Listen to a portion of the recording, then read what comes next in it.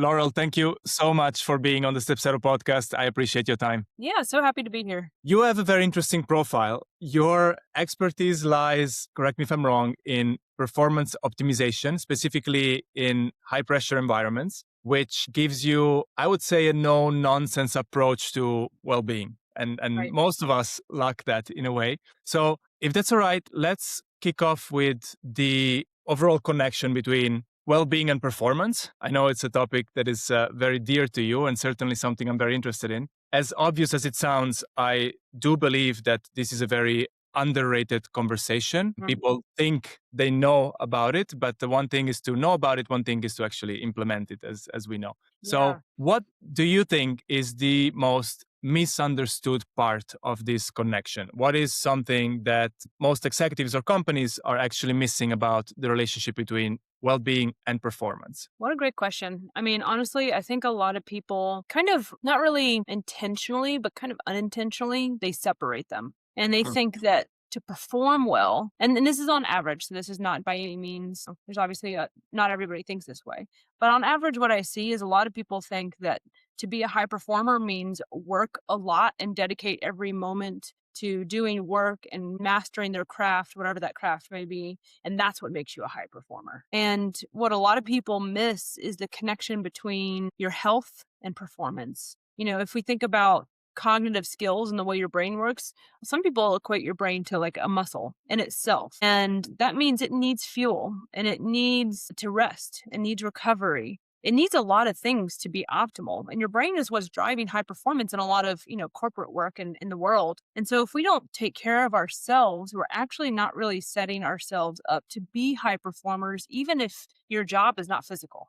And so I think a lot of people, especially in like the knowledge working space, struggle to make the connection between how your health actually optimizes your performance when your performance is mostly brain powered. You led me to maybe an obvious question, but is there, you believe, a point of no return? So you can clearly stretch yourself to a point where you are completely exhausted, you deplete your energy. This inevitably affects your performance. Is there any such thing as a point of no return? Is there a point after which your energy and your performance is bound to not really bounce back to what it used to be? I don't think so. Not personally. And based on everything that I've studied and know, you can always bounce back and find your way back. Unless you put yourself in such a terrible position that you have a health crisis. And an example of that would be someone, and this is very close to home. In fact, it's my own dad, VP in his company, very high up in the company, and was constantly stressed out, constantly working long hours, not sleeping enough, sleeping 5 hours a night. And he actually got to the point in his 50s where he had a heart attack. And like I said, he a high performer, such a high performer that he was not sleeping well because he needed to be at work. He was thinking about work. His habits around work weren't really positive coping habits for that stress. And so I do think that the only like point of no return would be is if you let your health get to a point where you have a serious mental health issue. But even then, I don't think it's a point of no return because my dad, he did not pass away. He had his heart attack and he actually turned it around. That kind of woke him up to the fact that he needs to take better care of his health in order to continue to be a high performer at work. So I guess the long story short is that there's not a point of no return, but there might be a more dramatic wake up call than you expect if you don't pay attention to these things. Laurel, thank you for sharing. And look, we all seem to be in a way more or less obsessed with dare I say peak performance or being productive all the time. And I think we all appreciate being productive. We all appreciate being effective and efficient. What are the and this is a very broad question, of course, but what are the best ways to make sure that your productivities peak without hitting those exhaustion levels? So one of my favorite kind of concepts is this concept of the optimal day.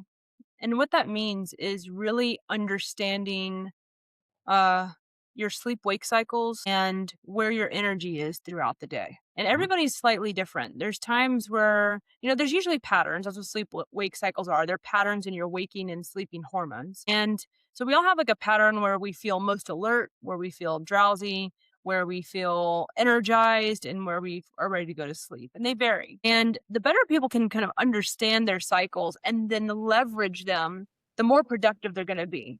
An example of someone not doing this is we all have this thing called the postprandial dip in the day. And it usually happens in the early afternoon. And we typically equate it with like your lunchtime sleepies. You eat lunch and you go to sleep, or at least you're tired. And that dip is a natural dip in alertness for the day. It's a natural thing that happens. But what we eat for lunch, how much sleep we got the night before, how we've been spending the morning can all dictate how drastic that dip is, meaning how tired you feel in that dip or how much you can kind of move through it. And you have a couple of options. If you ate a heavy carb heavy meal, you're really setting yourself up to be very, very sleepy in that natural dip that's going to occur. So maybe the best thing you can do is take a nap. Or if you ate like a, pretty balanced lunch with like some chicken and some rice, whatever the case, and you slept well the night before, but that dip's probably going to happen, but it's more manageable. And that's the time to do tasks that don't require a lot of thinking power. So it's things like checking your email, little light tasks that don't really demand too much from you. So I think really what I'm saying long term is the optimal day is really about self-awareness. How is your body functioning? When do you wake up? When do you feel your best? When are you feeling tired? And how do you leverage those cycles to have a productive day? So you do your heavy thinking tasks when you're feeling your best, and you do those easier, lighter tasks when you're not feeling very awake, because it's going to happen anyway. It's an interesting concept, the one of optimal day. Does an optimal day, you think, should it exist at an organizational level, at a collective level, or should it, or must it be hyper customized? And how easy is it to implement that for Yeah. every single person? I would say at the organizational level, the best an organization can do is encourage people to set up their own optimal day, Mm. because everybody's slightly different. And this is where it kind of goes against that old 9 to 5 kind of mentality. Because you have some people, they're early birds. They wake up wide awake at 5 a.m. That's not me, by the way. um, but they wake up wide awake at 5 a.m. and they're ready to go and they're ready to be at work by 7. And that's great.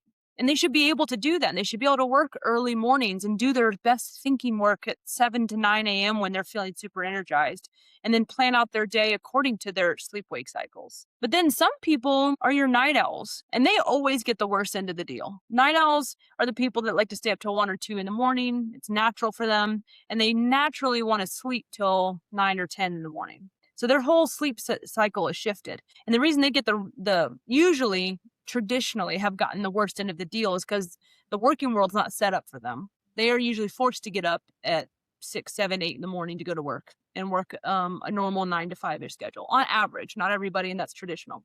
But if organizations can allow people to work according to their natural rhythms, they're going to get their best out of their people. But the people have to eventually have to plan out that schedule at the individual level, because we're all different, right? So I do my best work, for example, around 9, 10, 11 in the morning. That's when would be best for me to start working, because you're going to get the best from me. That's when I'm feeling most alert. And then I'm going to need to take a break around 3 or 4, because that's when I get sleepy. And then I'm good for a couple more hours into the afternoon, late afternoon. So that's the kind of schedule that works for me, but that doesn't work for everybody. Some people want to go earlier, some people want to go later, and that's where you would have to be more flexible.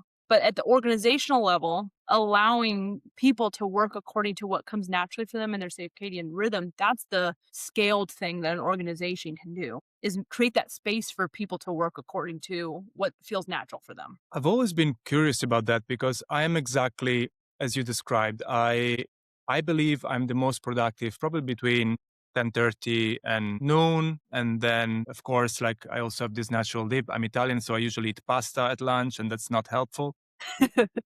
And then again, probably between 4 and 6 p.m., that's where I do my best work. Or there, it doesn't, it's not every day looks the same, but Yeah, that's sure. usually, On usually average. right. Exactly. Does it make sense, you think, to fight this rhythm? Because you mentioned it's a natural rhythm, right? Does it make sense to fight it? Because I always thought maybe if I work a different way or I eat differently, I can become a morning person. Is this something that can happen? You can. You can train yourself just like anything else. You can train yourself to operate differently. You have to be, when you do that, the night owls do this a lot, and people like you and I work the same way. We have to be very deliberate, because now we're trying to wake ourselves up earlier, which is not as natural for us. And that means you have to have better strategies in place when you drink caffeine, when you go to sleep, how you get yourself to go to sleep. So when you're trying to basically manipulate your circadian rhythm into a rhythm where you do wake up earlier, you can do it, but you have to have very strategic strategies in place. That's a little redundant, but you hear my point. Like you need to have strategies in place that enable it. So we have to drink caffeine in a certain way. We have to be very thoughtful about what we're eating, when we're going to bed to give ourselves the best chance at adjusting our sleep wake cycles. May I ask, is there something that works best for you? Yeah. Yeah, especially when I was working with the military, they wake up early and I'd have to wake up early with them. And so, there's a lot of different strategies you can use of if people that drink caffeine, your brain gets accustomed to caffeine. I won't say addicted because that word's, sensitive, but your body is used to a certain caffeine level. So let's say I normally drink 1 cup of coffee a day and I have to wake up extra early one morning. Then to get the benefits of caffeine, I actually have to drink more than 1 cup because my body's used to 1 cup. So 1 cup feels like a baseline for me. That's just to make me feel normal, quote unquote. But if I want the extra bump of caffeine because I have to get up early, I need to drink 2 cups because I need to get above what feels like baseline to feel the effects of the energy of the caffeine because I'm used to 1 cup. And so if you need to do this, you have to kind of, and what you then have to be careful is you don't want to start creeping 3, 4, 5 cups. So we have to be a little careful with that. But then we have to come up with other strategies to help us stay awake.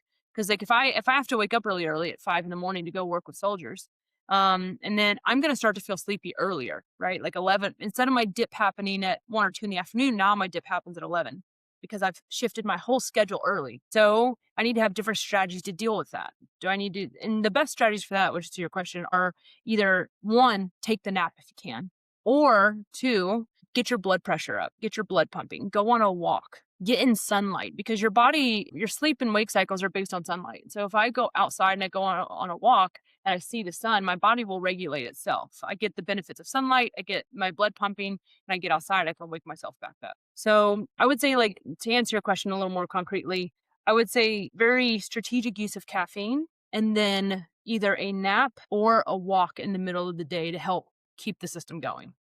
That sounds actually quite practical. Laura, I want to touch on sedentary behavior because it's part of the well-being discussion. It certainly, I believe, affects performance in a way at work. And I think it's something relevant for people who work from home or work in the office regardless. I'm not sure whether maybe working from home makes you a little more sedentary. I'm just assuming.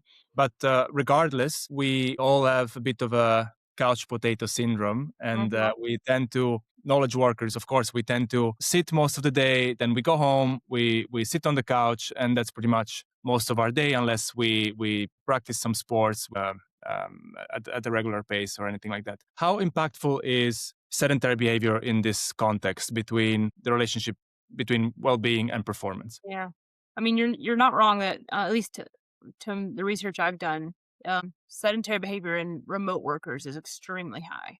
In fact, remote workers on average sit for 7.5 to 11 hours a day on average. That's average. That's 89% of the work week. There's a lot of, and if you think about it, it makes sense. Like you wake up, especially if you work from home, you wake up, you walk to the coffee machine in your living or in your kitchen, you walk into your office, which is, how many steps away? 20 steps. You sit down and you work. And Uh-huh. then maybe you get up for lunch and then you come back and you work. And then once you're done with work, you need to wind down, right? You need to stop thinking about work. So you go get on the couch and watch TV and sit and watch TV. And so it's not really surprising that sedentary behavior is higher in remote workers, but I think it's still a problem with anybody that's working on a computer. I don't know the numbers for office workers, but if your job is on a computer, likelihood is you're sitting a lot. And the problem with there's a lot of different problems with that, but you can break it down into 3 categories: physical, mental, and actually you can separate cognitive problems. Physically, we're looking at higher obesity rates, higher cardiovascular issues, more joint pain, more sleep issues. And then mentally, we're looking at higher anxiety and higher depression. And then cognitively, we're looking at lower executive functioning, lower focus, less energy, less attention to detail. And then all of that combined creates organizational issues because those people, let's take someone who's sitting a lot and they've now got a cardiovascular issue and they're having a little bit of a overweight issue and they're not focused at work and they're depressed. So now you've got someone that's having to go to the hospital a lot to deal with their health issues. Now you've got absenteeism. you're not at work doing your job. Or let's say you are at work, but you're not focused because you feel like crap. Now you have presenteeism. You're at work, but you're not really at work because you can't focus because you don't feel good. And then on top of that, if you can't focus and your executive functioning is lower and you can't make decisions, you're probably not being that productive even if you are trying to work. And so organizations start to suffer. I think there was some research done a little bit older, but there was some research showing that healthcare costs to companies are in the billions, especially with the rise of remote work, the numbers going up because people are less healthy and it's costing organizations way more in absenteeism, presenteeism, and healthcare costs and productivity loss. So the more people sit, the worse they're feeling, the less work they can do. Everybody basically suffers at that point, even the organization, to be honest. So going back to what we were saying before, I guess the post-lunch or pre-lunch walk, that's one of the things that we should definitely factor within our day. Oh yeah. Yeah. For my dissertation for my PhD, I looked exactly this. Like if I could get people to move more, remote workers to move more, what kind of impact would it have on their productivity and their absenteeism and their presenteeism? And the results showed that just standing more caused people to be less absent from work. That's not even going for a walk. Literally getting a standing desk was causing an impact on absenteeism. People were showing up more. And so if we can, now I only did really it was a 4-week intervention. That's only 4 weeks. Let's imagine we could get the whole population to maybe even stand more throughout the day, get a standing desk or get a walking pad for under their desk.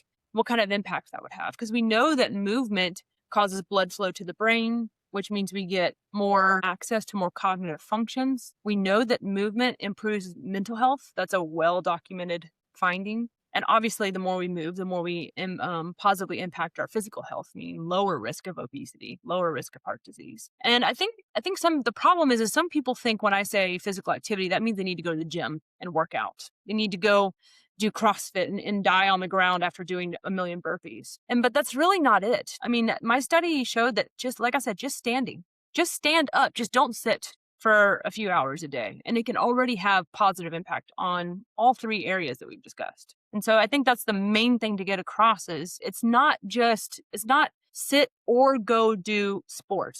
There is a middle ground that will work just as well for your health and your performance. Last question. We have maybe, let's say, 30 seconds left. Sure. Let's say 100 years from now, do you think humans will still sit at desks or have we finally figured something else out? It's an interesting question. And I think it's an unknown future because I think an object in motion stays in motion, right? But I think an object that doesn't get in motion will not. And so unless people become intentional about it and intentional and pay attention to these things and are deliberate, there is a risk in the future that we won't solve this if people don't kind of understand the connections and wake up and get moving, essentially.